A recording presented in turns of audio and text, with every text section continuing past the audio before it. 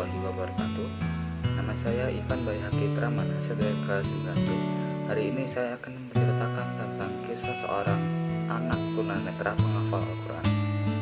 Anak laki-laki ini bernama Muaz.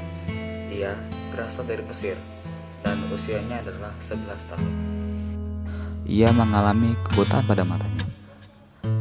Namun dia tetap memiliki semangat untuk menghafalkan Al-Quran. Pada suatu hari, Syekh Fuad Al-Kandari mewawancarai anak ini.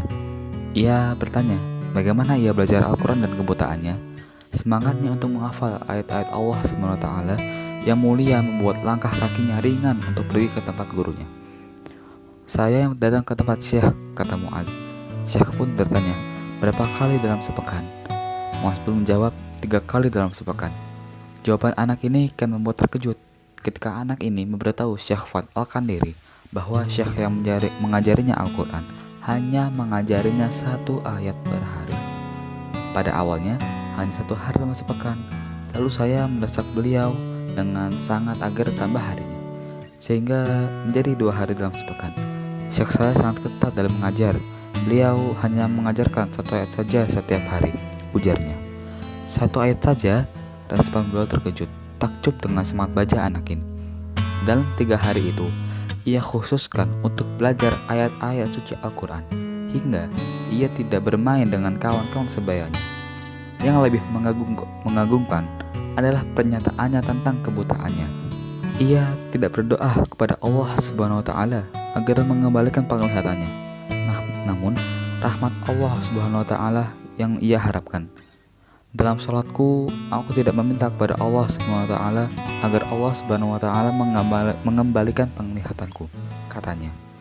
Mendengar jawaban anak ini, Syekh Fuad Al-Kandari semakin terkejut. Engkau tidak ingin Allah SWT mengembalikan penglihatanmu? Kenapa? Tanya beliau heran. Dengan wajah meyakinkan, anak itu memaparkan alasannya. Bukan ia tak yakin pada Allah SWT, namun ia menginginkan yang lebih indah dari penglihatan. Semoga menjadi keselamatan bagiku pada hari kiamat, sehingga Allah SWT meringankan perhitungan pada hari tersebut.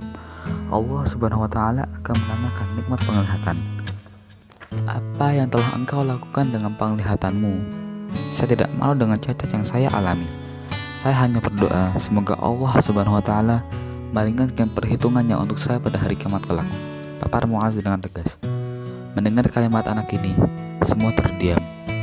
Syekh nampak berkaca-kaca dan ia menitikkan air mata.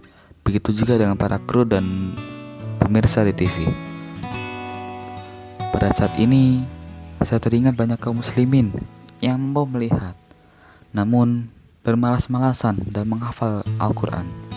Ya Allah, bagaimana alasan mereka besok di hadapanmu? Kata Syekh Fuad Al-Kandari. Segala puji bagi Allah SWT dalam segala keadaan, kata Muaz menghafal Quran muda ini. Subhanallah, indahnya dunia membuatnya lupa akan Rabbnya dan hari pembalasan. Ia juga mengatakan bahwa ia terinspirasi dari kaidah Imam Ibnu Qayyim Al-Jauziyah rahimahullah. Kaidah Imam Ibnu Qayyim Al-Jauziyah yang berbunyi Allah SWT tidak menutup atas hambanya satu pintu dengan hikmah, kecuali Allah SWT akan membukakan baginya 2 pintu dengan rahmatnya, katanya. Kehilangan penglihatan sejak kecil tidak membuat ia mengeluh pada Sang Pencipta. Ia juga tidak iri pada orang lain, apalagi kufur nikmat. Dia ikhlas menerima takdirnya. Alhamdulillah, saya tidak iri pada kawan-kawan. Meski sejak kecil saya mengalami kebutaan. Ini semua adalah qada dan qadar Allah. Kita berdoa kepada Allah SWT, semoga menjadikan kita sebagai penghuni surga Al-Firdaus yang tinggi, kata Muaz. Kesimpulan dari cerita ini adalah bahwa kita harus selalu bersikap optimis dimanapun dan kapanpun. Seperti yang dilakukan oleh Muaz ini, ia tetap yakin bahwa ia mampu akan menghafalkan Al-Quran walaupun dengan keterbatasannya.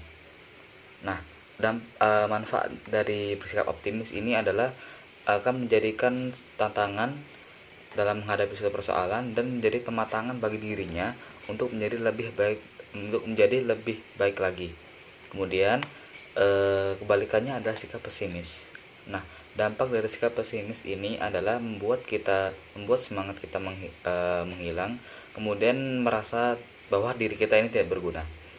Oleh karena itu, kita harus selalu bersikap optimis, tidak hanya optimis tapi juga ikhtiar serta tawakal. Segitu saja dari saya, mohon maaf bila ada kesalahan. Wassalamualaikum warahmatullahi wabarakatuh.